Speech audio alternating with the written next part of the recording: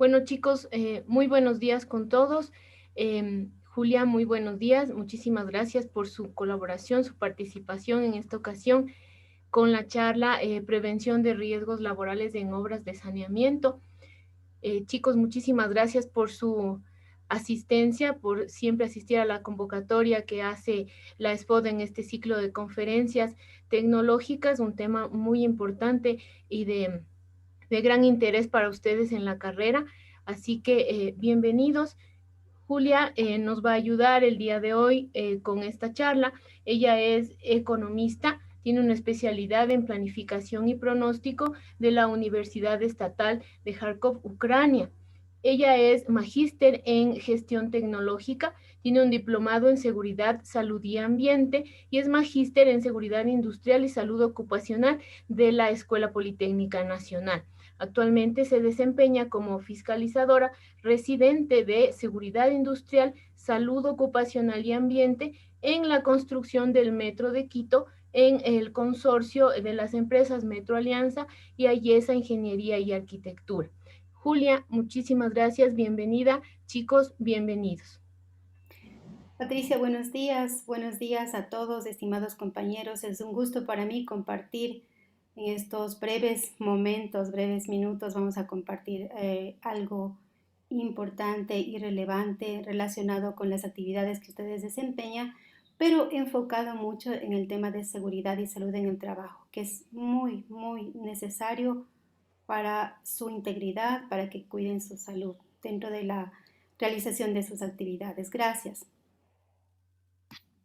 Bueno, empecemos entonces. Como ustedes entenderán y pues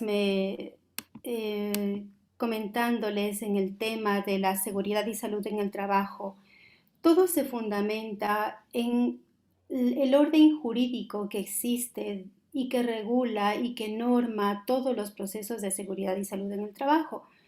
Me imagino que la mayoría de ustedes conocen sobre esta estructura que le da sobre todo la pirámide jurídica de Kelsen, en la cual tenemos que considerar sobre todo cuáles son las normas, aquella normativa que va en el orden desde que nos da la cabeza, que nos da lo que debemos hacer y aquellas normas específicas que nos indican el cómo hacer.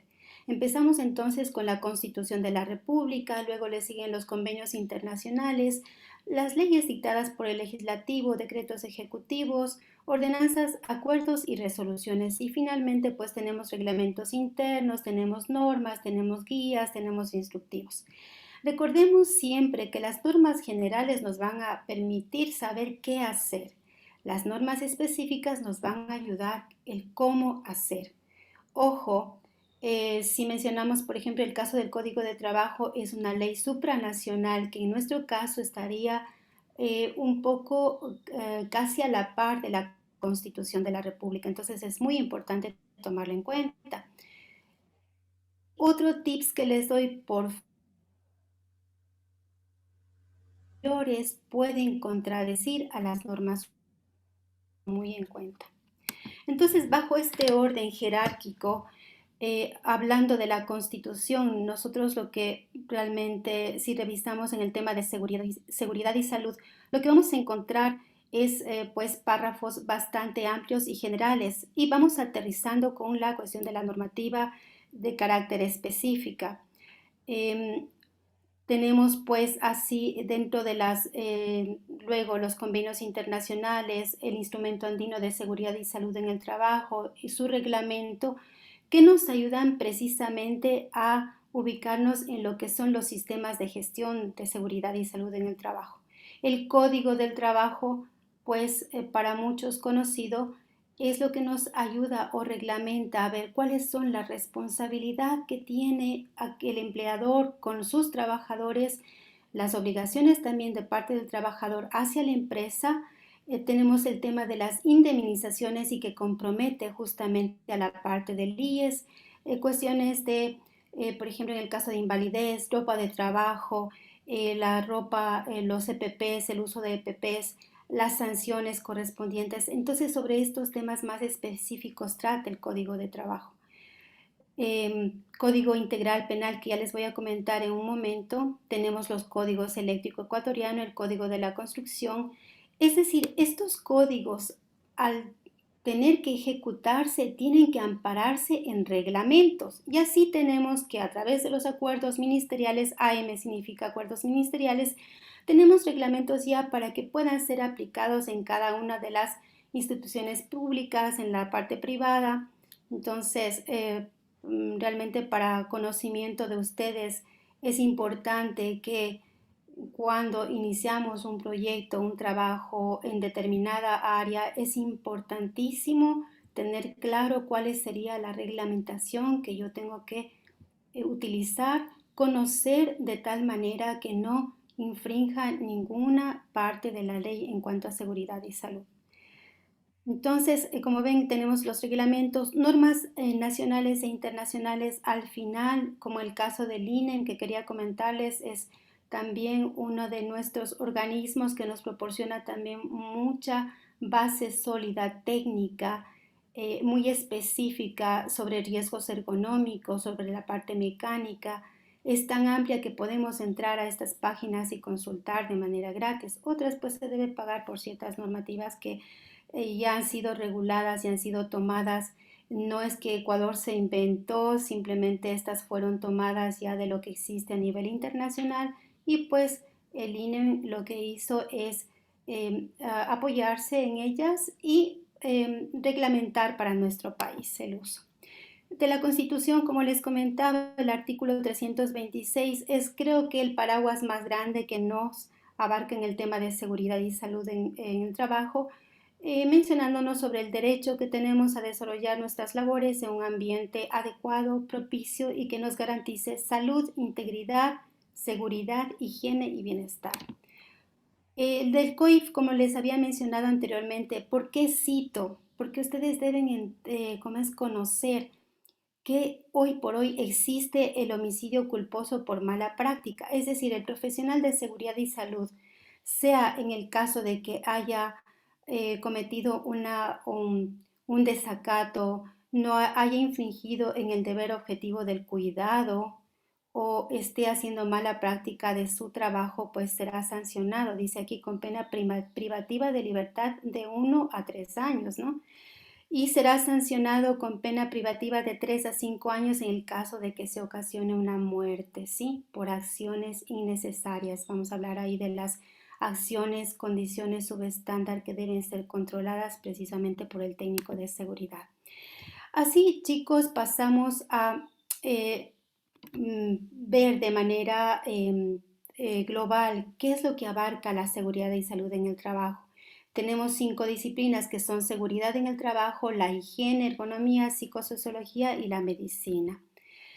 Empecemos con el tema de seguridad.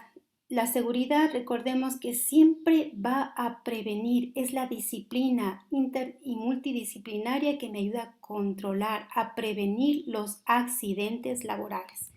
Entonces, en este sentido, la seguridad industrial, como antes se lo denominaba, o sino seguridad en el trabajo, como hoy por hoy es más conocida, pues me ayuda a prevenir esos accidentes que tienen relación justamente con factores de riesgo laboral, como los estoy poniendo en pantalla, con los agentes físicos mecánicos, es decir, todo aquello que esté relacionado con maquinaria, con equipos, con herramientas, ¿sí?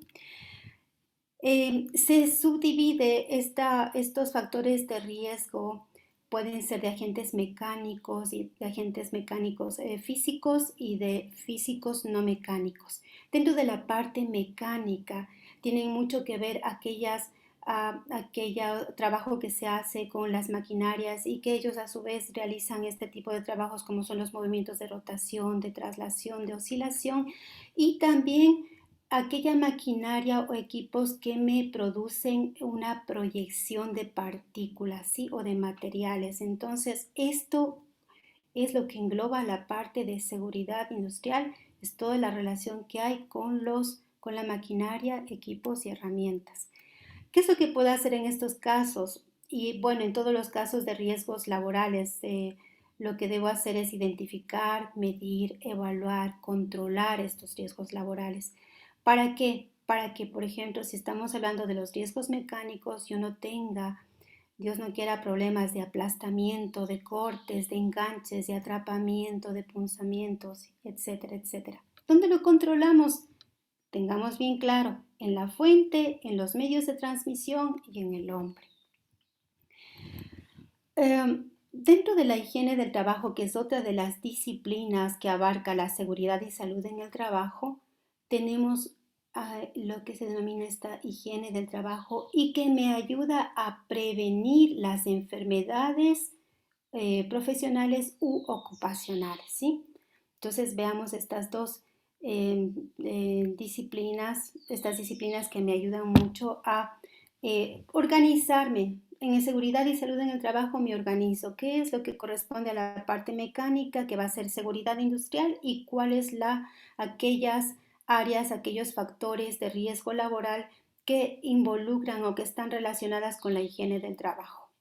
Entonces, en este caso, si voy a prevenir enfermedades profesionales u ocupacionales, voy a tener relación con aquellos riesgos o factores de riesgo físicos no mecánicos. Ya vamos a ver cuáles son los no mecánicos.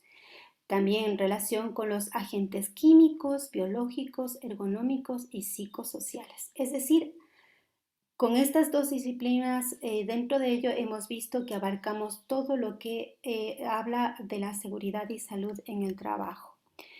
En los agentes físicos no mecánicos están los riesgos eléctricos, ¿sí?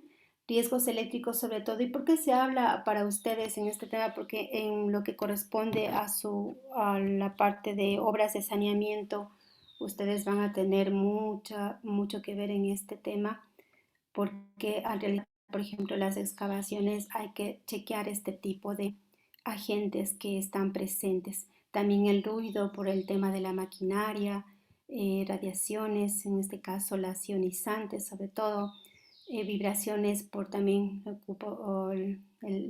cuando se ocupa la maquinaria mismo, presiones, iluminación, explosiones, bueno, todo esto está presente dentro de los agentes físicos no mecánicos.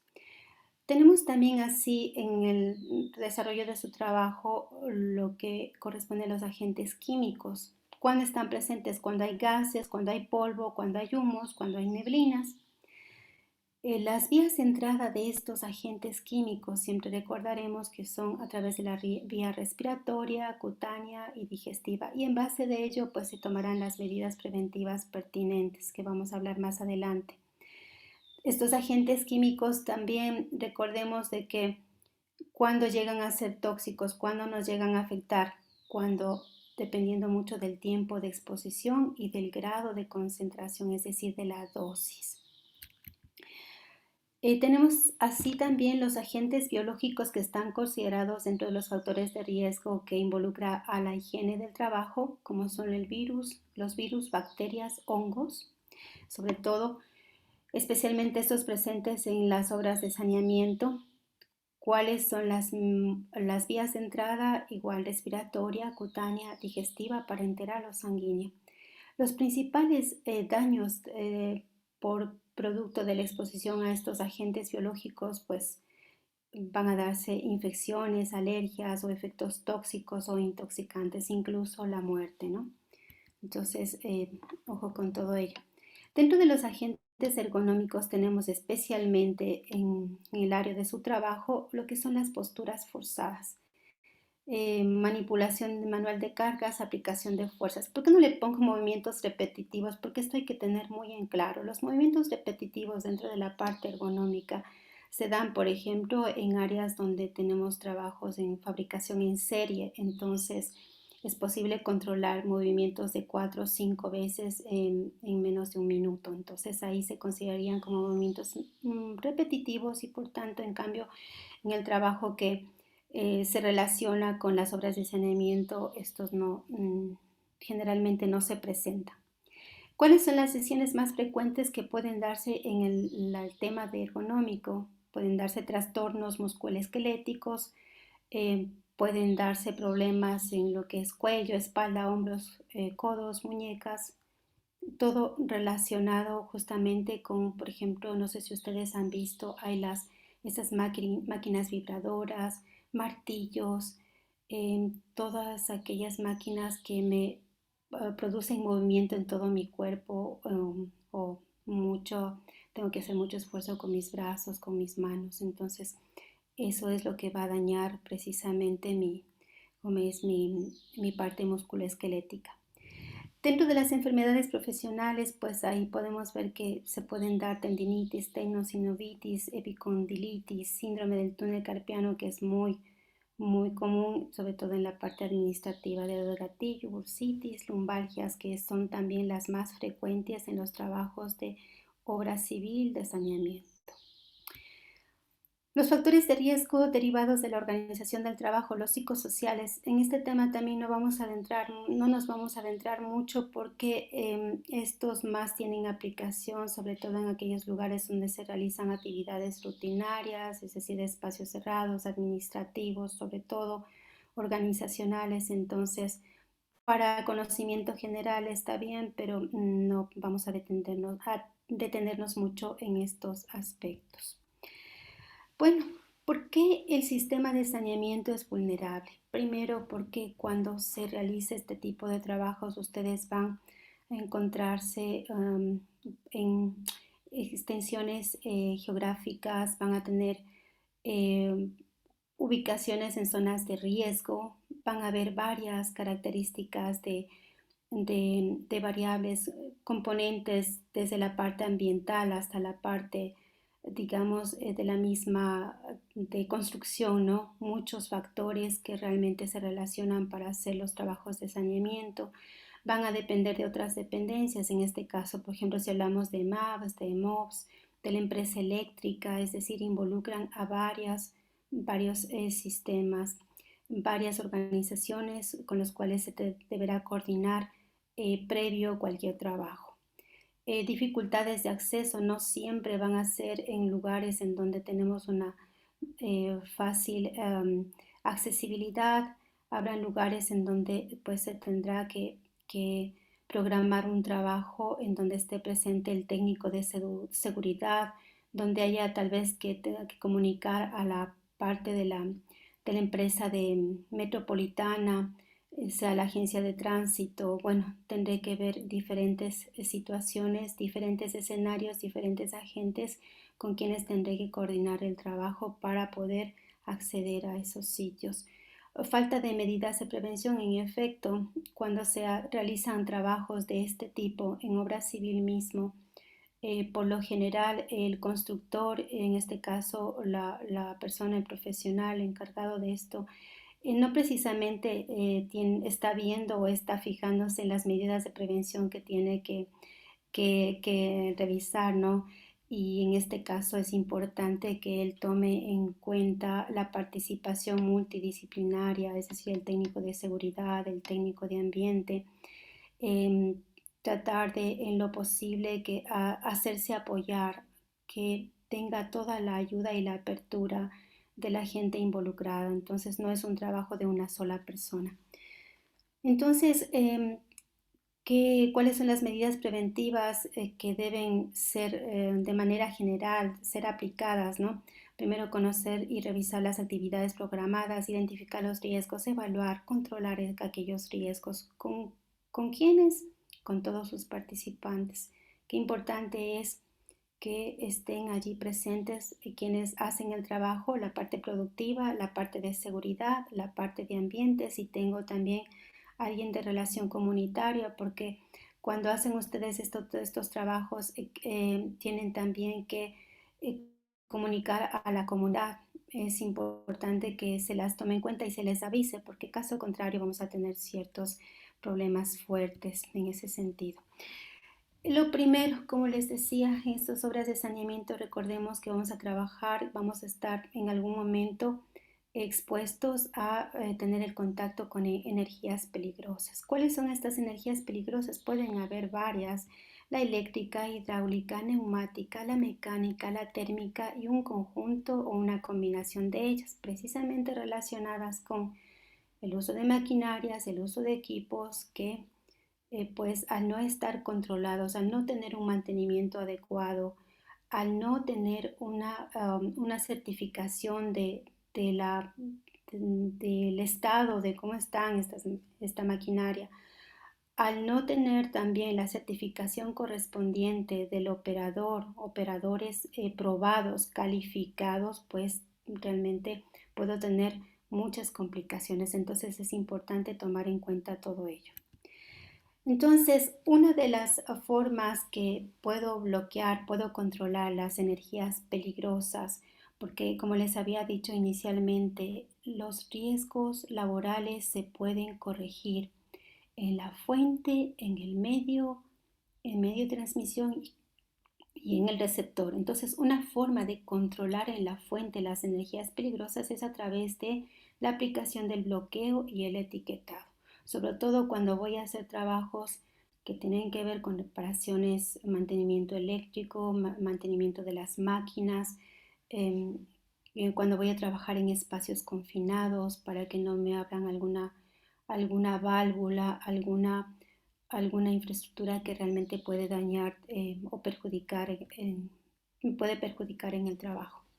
Entonces, sí hay una amplia información en la bibliografía que había propuesto cuando inicialmente propuse la charla.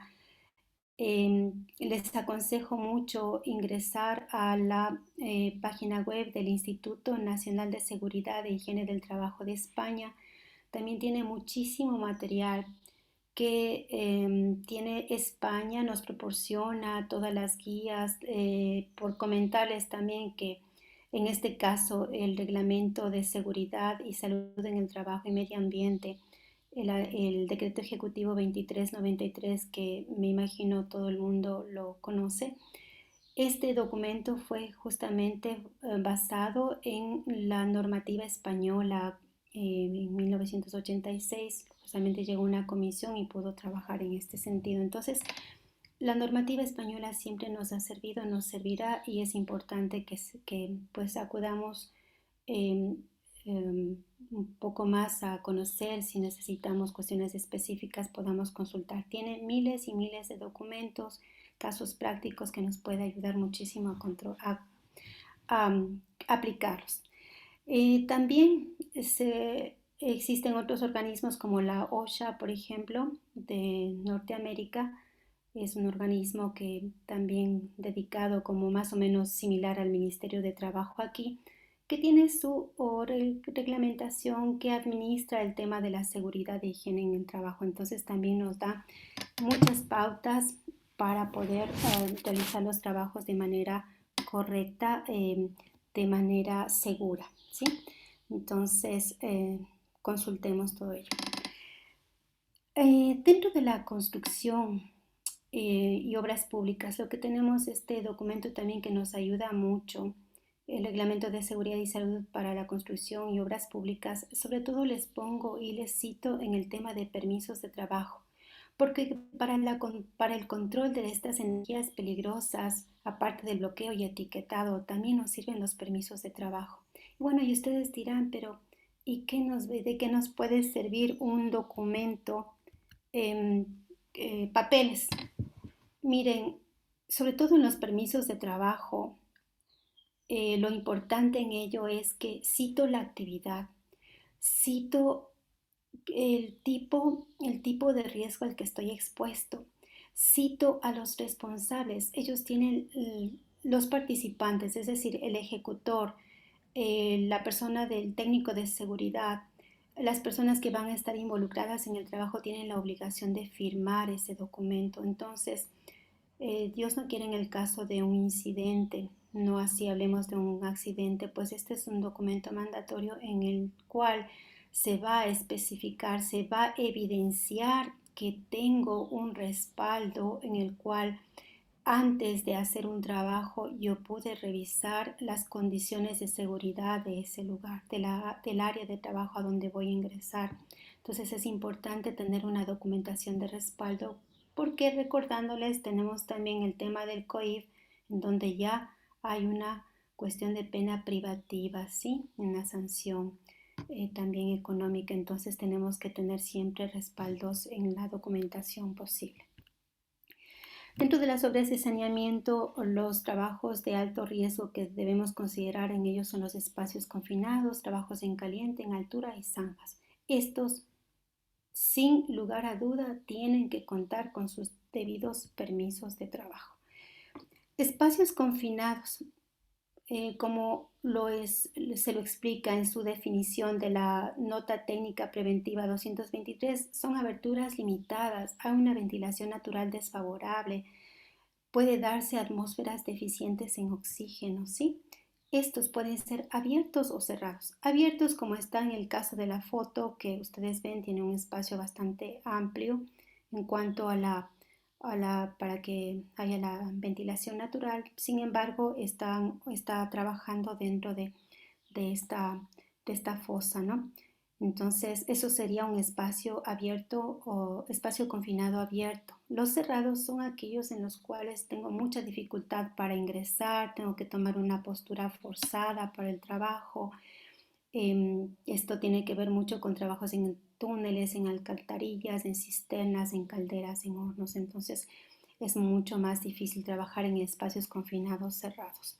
Aparte de que ellos me van a también eh, a producir otros factores de riesgo, ¿no? Como son la exposición a la parte de los agentes mecánicos, atrapamiento, golpes, puede tener choques, bueno, una serie de cosas.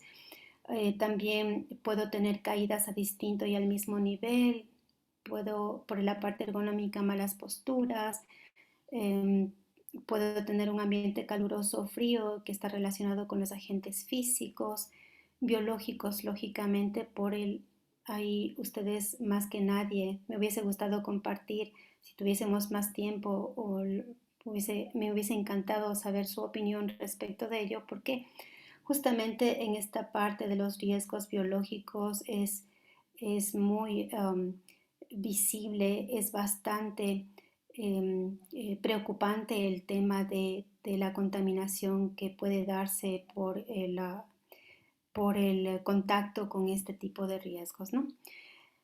Eh, También otro problema muy grave, pueden darse accidentes mayores ocasionados lógicamente por estar dentro de atmósferas peligrosas. ¿Cuándo se da sobre todo esto de las atmósferas peligrosas? Cuando, por ejemplo, tengo que hacer trabajos al interior de soldadura, ¿no?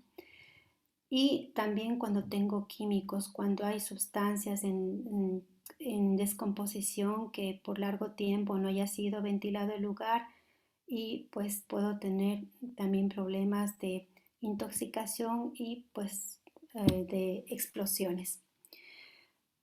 ¿Cuáles son las causas más frecuentes de los accidentes en estos casos cuando trabajo en espacios confinados, sobre todo cerrados? Asfixias, incendio y explosión y la intoxicación. Las asfixias, recordemos bien que puedo trabajar cuando el aire contiene el oxígeno un 21%, ¿sí? Si sigo bajando como tengo aquí en la tablita, si bajo el nivel de oxígeno a un porcentaje menor, lógicamente voy a tener todas las complicaciones hasta incluso la muerte. Entonces, eso es lo que hay que cuidar en espacios confinados, la falta de oxígeno. ¿Cómo se controla? Perdón, luego hablamos también de ello más adelante. En el tema de incendios y explosiones, ¿por qué? Porque tengo de ley el combustible, algún líquido que esté un líquido, un sólido, un gaseoso que se encuentre en el área de trabajo, contando con el oxígeno que existe en esa área y más alguna chispa, algún cable que nos ha pasado mucho en este tema del metro, por ejemplo, ha habido que chequear los empalmes, los, el estado de los cables, si tienen alguna cortadura, alguna, algún desperfecto, pues esto me puede ocasionar una chispa y pues en esta composición, me imagino que ustedes conocen lo que es la reacción en cadena o el tetraero del fuego, en donde si tengo el combustible, el oxígeno, el calor, todo ello se activa al mismo tiempo, puedo tener una reacción en cadena y lógicamente voy a tener un incendio y explosión. Entonces esto es lo que hay que cuidar muchísimo. La intoxicación, lógicamente, por sustancias tóxicas, gases, vapores, atmósferas irritantes y corrosivas que me van a producir efectos letales y pues la muerte, ¿no? Voy a tener esas situaciones y es lo que queremos evitar. Entonces, en estos temas, por ejemplo, lo correcto, ¿qué es lo que tengo que hacer si trabajo en este tipo de situaciones? Espacios confinados. Primero, tiene que haber la supervisión por parte del técnico de una persona especializada. Tengo que contar con medios para hacer la medición de aquellos espacios desde la superficie. Tengo que ventilar aquellas áreas. Si voy a trabajar en alcantarillas, por ejemplo, lo correcto es dejar que se ventile el tiempo suficiente e ir probando con los equipos de medición, medidor de gases, para comprobar cómo está el ambiente dentro de ese lugar de trabajo para que pueda ingresar una persona. Y lógicamente, dependiendo de la situación, tendrá que utilizar tanques de autocontenido o los respiradores de media cara. Todo depende de cómo esté la situación y de lo que me arroje los resultados con estos medidores de gases. Entonces es súper importante tener ello. Tiene que haber gente presente arriba que me pueda chequear, que pueda alertar. Siempre tendré que tener una comunicación, sea por radio, que sería lo efectivo, ¿no? Para estar pendiente de lo que suceda abajo. Las personas que ingresen en estos espacios confinados cerrados, por favor, sí o sí, es obligatorio que tengan el chequeo médico, como nos ha pasado, por ejemplo, en el metro, que para que ingresen a un tipo de trabajo, por ejemplo, cuando teníamos las tuneladoras para el ingreso a la operación hiperbárica, los médicos hiperbáricos revisaban antes del inicio de cada actividad, chequeaban a cada trabajador, cómo está su estado de salud. Puede ser que a alguien le cayó mal la comida, que tuvo un mal día, que empezó mal. Entonces todas esas situaciones pueden afectar a la persona, pueden debilitar en su organismo y lógicamente podemos luego tener una situación lamentable. Entonces todo esto hay que cuidar. Lógicamente respaldarse mucho con los permisos de trabajo, con el tema de bloqueo y etiquetado. Si tengo tuberías en donde no quisiera que nadie los tope por alguna, qué sé yo, por imprudencia, que no conozcan. El tema de la capacitación, del adiestramiento que deben tener cada uno de ustedes, ¿sí? Si es que se da este tipo de trabajo. Dentro de ello, qué importante también el tema, perdón, paso rápido porque me estoy quedando un poquito, es la cuestión de las escaleras, de las plataformas. Em, Tengo que tener previsto para estos trabajos en espacios confinados cómo voy a salir, de la manera que entré, cómo voy a salir. Todo esto tiene que estar previsto, las escaleras adecuadas, por lo menos 1 metro tiene que sobresalir de la superficie. Tengo que tener las plataformas respectivas o si no por trípode para que me ayuden a través del arnés, de la línea de vida, yo pueda salir fácilmente con la ayuda de también los compañeros que deben estar en superficie, ¿no? Ventilación, ventilación y sobre todo la extracción de los aires viciados también, que es muy importante, el uso de los equipos de protección personal. Em, Tengo que tener buena iluminación. Para ello también es importante que todos los cables, todo el material eléctrico tenga que estar en perfectas condiciones para que no me ocasione un cortocircuito. Entonces aquí vemos si lo que hay que hacer, ¿no? Mediciones antes de bloqueo y etiquetado. Como les mencionaba de la ventilación forzada, ¿no? Tengo que renovar la atmósfera del aire, tengo que extraer los gases tóxicos, tengo que tener un buen sistema de ventilación dependiendo del área a donde vaya. La vigilancia continuada externa. Siempre, siempre, siempre es importante que haya una persona arriba pendiente de todo lo que se esté dando en la parte de abajo, ¿sí? Formación y adiestramiento. No todas las personas están aptas para hacer este tipo de trabajos, por lo tanto es importante que como sean capacitados, sean adiestrados y que haya el seguimiento de toda la de todas las actividades, no descuidar absolutamente nada. Les voy a poner un videíto, si me permiten. ¿Está claro hasta aquí, compañeros?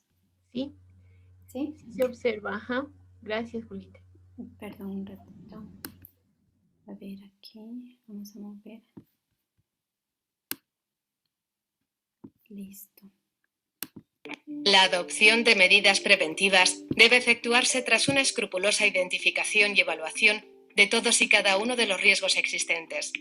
A continuación, se exponen las medidas frente a los riesgos específicos. Autorización de entrada al recinto. La autorización de entrada al recinto firmada por los responsables de producción y mantenimiento, y que debe ser válida solo para una jornada de trabajo, debe complementarse con normativa sobre procedimientos de trabajo, en la que se regulen las actuaciones concretas a seguir por el personal durante su actuación en el interior del espacio. Medición y evaluación de la atmósfera interior. El control de los riesgos específicos por atmósferas peligrosas requiere de mediciones ambientales con el empleo de instrumental adecuado. Las mediciones deben efectuarse previamente a la realización de los trabajos y de forma continuada mientras se realicen estos y sea susceptible de producirse variaciones de la atmósfera interior. Aislamiento del espacio confinado frente a riesgos diversos. Mientras se realizan trabajos en el interior de espacios confinados, debe asegurarse que estos van a estar totalmente aislados y bloqueados frente a suministros energéticos y aporte de sustancias contaminantes por pérdidas o fugas. Es necesario señalizar con información clara y permanente que se están realizando trabajos en el interior de espacios confinados y los correspondientes elementos de bloqueo no deben ser manipulados. Limpieza y ventilación. La ventilación es una de las medidas preventivas fundamentales para asegurar la inocuidad de la atmósfera interior previa a la realización de los trabajos o durante los trabajos por requerir una renovación continuada del ambiente interior. En ningún caso el oxígeno será utilizado para ventilar un espacio confinado. Vigilancia externa continuada. Debe ser continua. Presencia de recursos preventivos, con control desde el exterior de la situación durante todo el tiempo de trabajo, con medición continuada de la atmósfera interior. Mantener comunicación constante con los que se encuentran dentro del espacio confinado, ya sea visualmente, por radio o por teléfono de campo.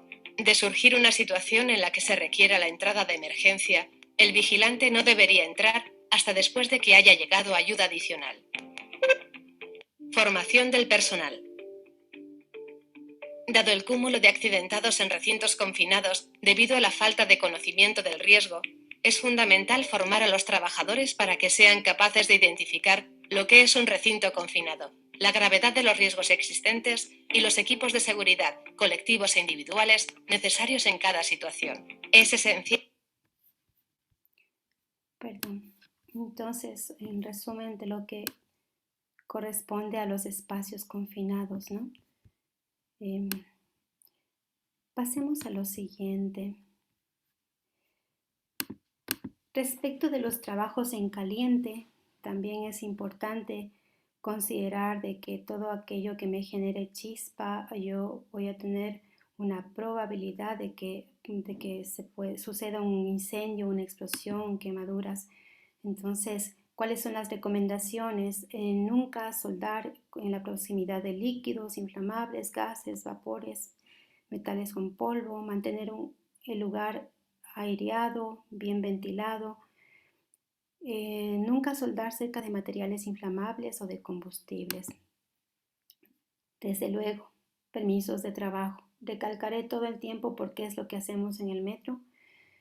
Este documento nos ayuda mucho a evaluar quiénes son las personas que están interviniendo, si están apegados a la utilización de la protección colectiva, de las protecciones individuales, si en efecto lo están aplicando, quiénes son los responsables, el momento en el que empiezan su trabajo, qué medidas preventivas han aplicado. Entonces es importante tener ello, ¿sí? No me detengo mucho porque realmente por el tiempo que tenemos tan corto. En cuanto a los contactos eléctricos, sabemos que se pueden dar los contactos eléctricos directos o los indirectos. Directo, justamente como les comentaba, porque hay mal aislamiento de los cables, pueden haber conexiones que están defectuosas. Y el indirecto, justamente cuando puedo topar de manera accidental alguna equipo, alguna maquinaria, topa su carcasa y pues puedo recibir ese contacto eléctrico indirecto si hay algún desperfecto también en la máquina. Por eso es importante, también lo que chequeamos mucho es el estado de la maquinaria, de las herramientas, de los equipos antes de iniciar las actividades. Por pequeña que sea, si es un esmeril, una moladora, cualquier maquinaria que tenga una energía peligrosa, es necesario revisarla todos los días. Igual con los elementos de izaje, por ejemplo, revisar todos aquellos elementos que son parte del izaje. No tiene mucho que ver con lo que les estoy comentando, pero es importante que ustedes chequen todo aquello que vaya a ser utilizado para su trabajo. Les voy a poner asimismo un video referente a las reglas de oro de seguridad y salud en cuanto a la parte eléctrica, porque es muy necesario que ustedes conozcan. Si me permiten un ratito, por favor.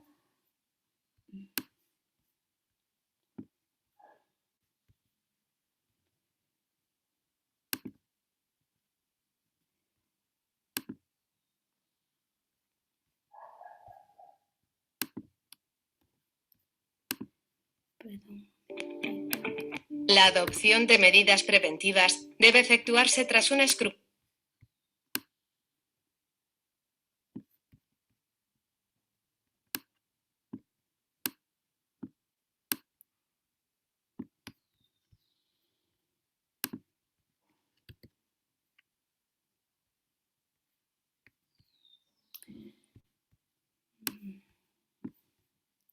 Me disculpan, por favor, estoy aquí con un problemita técnico.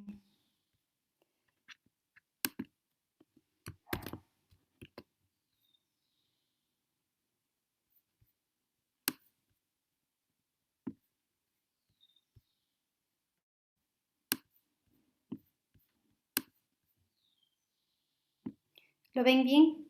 Las 5 reglas de oro de la electricidad. Voy a repetir la palabra siempre para que quede bien claro. Siempre. Lo primero que debemos hacer es cortar la tensión. Esto está claro. Lo siguiente es el enclavamiento o bloqueo.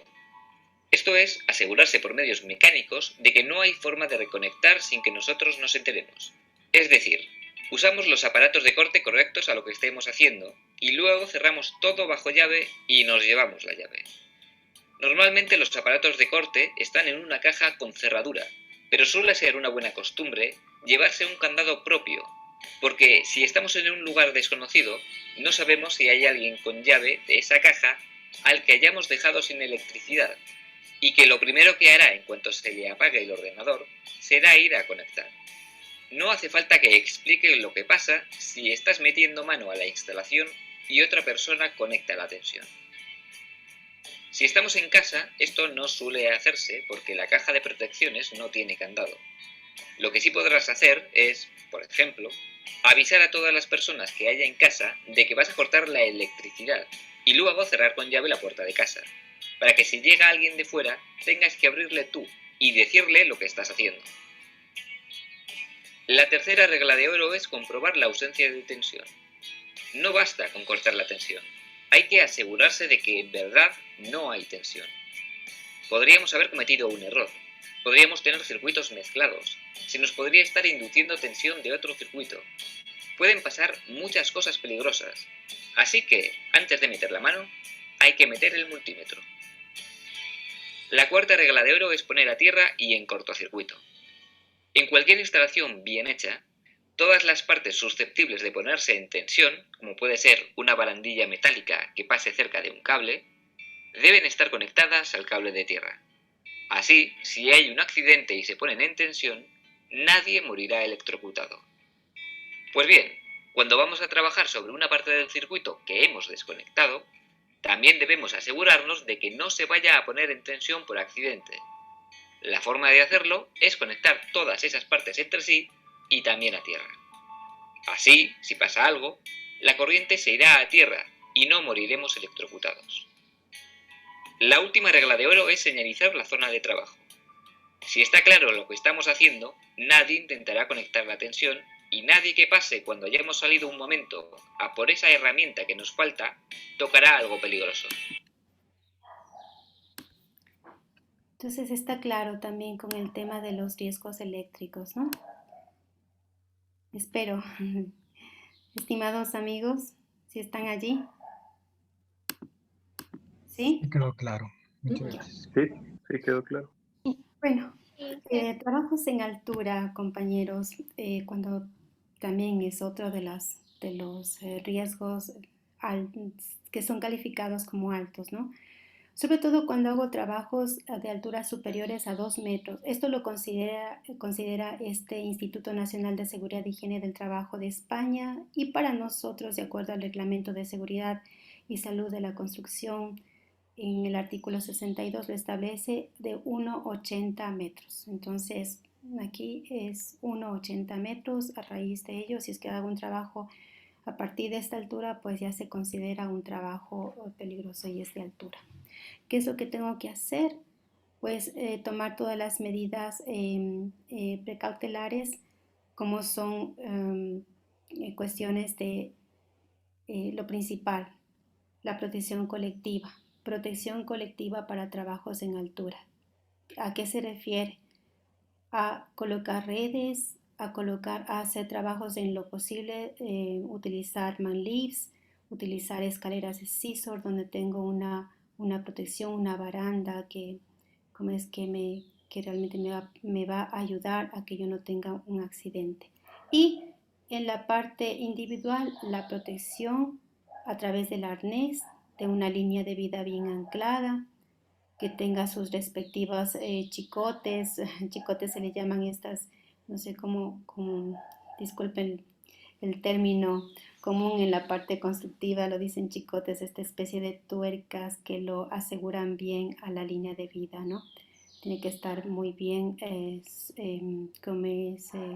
anclada al lugar en donde voy a colocar de un extremo a otro esta línea de vida, y de allí pues me podré anclar con mi arnés, que tiene que ser certificado, tiene que estar en perfectas condiciones como para que yo pueda ejercer un trabajo de ellos. También dentro de las medidas de protección colectiva, los andamios bien construidos. Hay empresas especializadas en el país, por ejemplo en el caso de Renteco, no es propaganda, pero sí hay empresas que se han especializado en ello, que saben qué y cómo armarlos, con sus respectivos rodapiés, con sus horizontales, sus líneas verticales, que tengan realmente las escaleras para acceso fácil, las barandas que me protejan por arriba de la cintura, recuerden, 90 centímetros o sino por arriba de la cintura. La capacitación y el adiestramiento, esto en todas las áreas, para riesgos laborales, en todo momento no está por demás, siempre tener en mente que debo aprender, que debo conocer bien el área de trabajo, que debo familiarizarme con el área de trabajo. Si puedo, antes de ir a hacer un trabajo de saneamiento, tendría que familiarizarme con ese sitio, visitarle 1 o 2 días antes para tener la idea de a dónde voy, cómo voy, qué es lo que necesito en cuanto no solamente a la parte del uso de los EPP, sino cualquier situación que ustedes por sentido común digan aquí está peligroso o aquí no se ve o aquí el acceso está difícil. Entonces, para tener sus respectivas pasarelas, para pedirle al técnico, pedirle el apoyo, decirle mira, me parece inseguro, o vemos que el suelo no es tan estable, o tengo una serie de cosas que me están complicando, ¿no? Es ver las condiciones de mi área de trabajo. Y el orden y limpieza, sin lugar a dudas, es lo que tiene que sí o sí cumplirse a todo momento, antes, durante y después. En el caso del metro les comento que a veces nos han salido, y ahora no últimamente, pero en años anteriores, cuando recién se inició el proyecto, nos decían No, Inge, dice es que vamos a hacer limpieza después, después de que terminemos el trabajo. No, suspendido el trabajo. ¿Por qué?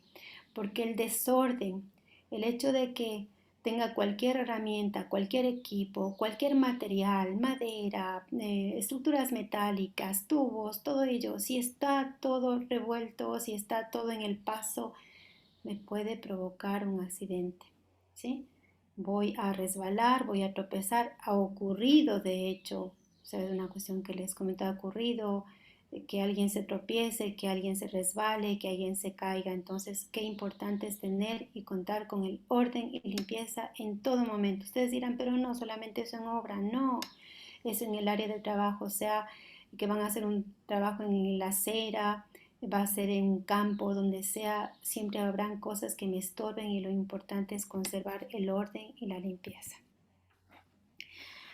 Pasemos a otro tema que es también muy necesario, como es el trabajo de zanjas y excavaciones. Se considera pues zanjas grandes, aquellas que tienen una profundidad aproximada de 3 metros y estas requieren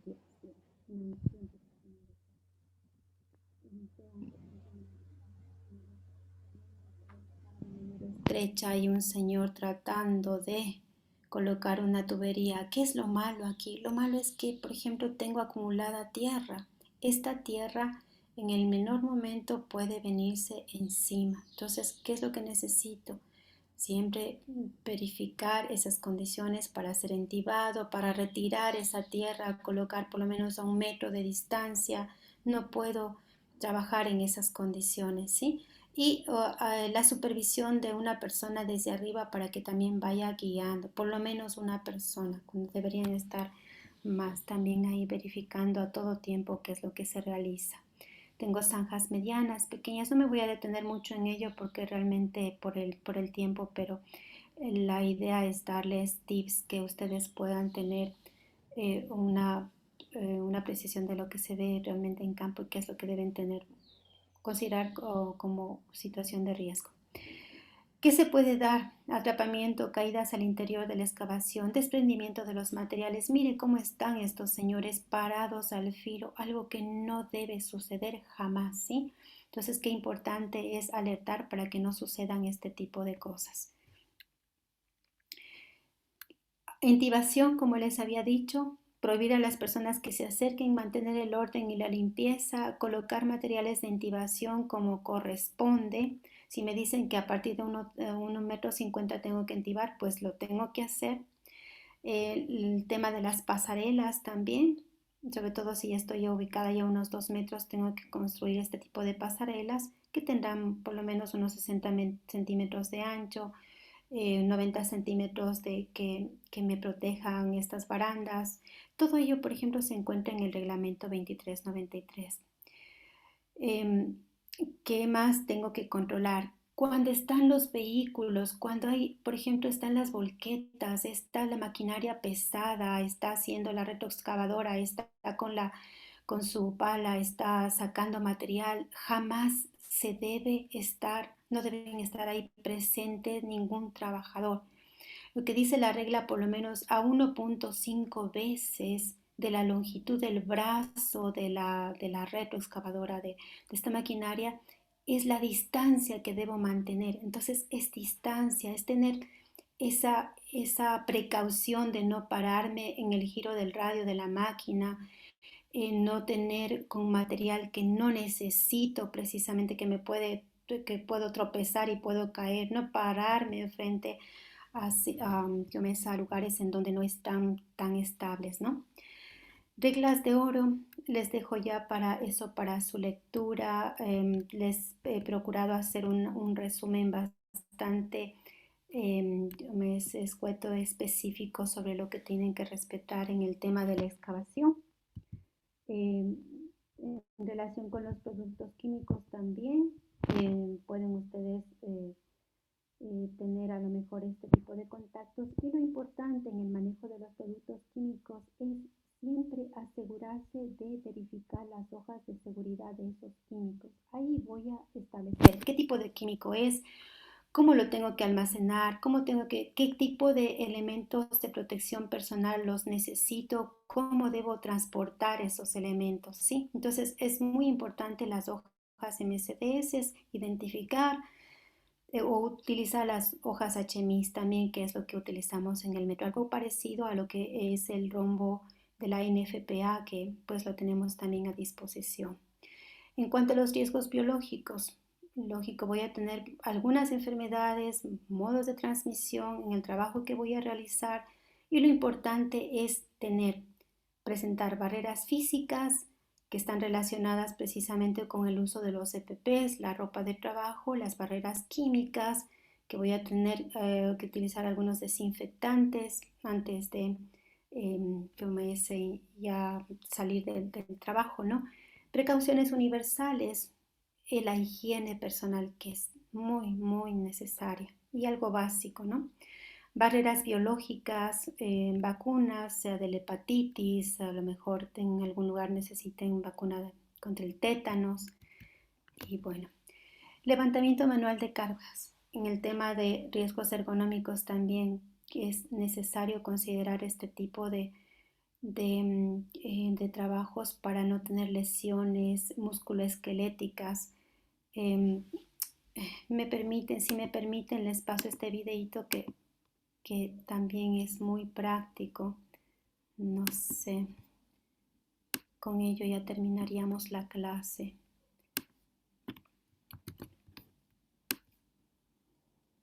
Las consultas, como le indicaba a la coordinadora, a Patti, gracias por la invitación, pues como le comentaba a Patti, les voy a dejar la presentación si les sirve y cualquier duda, cualquier inquietud que tengan, también estoy a disposición. Lamento mucho no haber tenido un poquito más de tiempo, pero en todo caso para mí ha sido un gusto compartir con ustedes.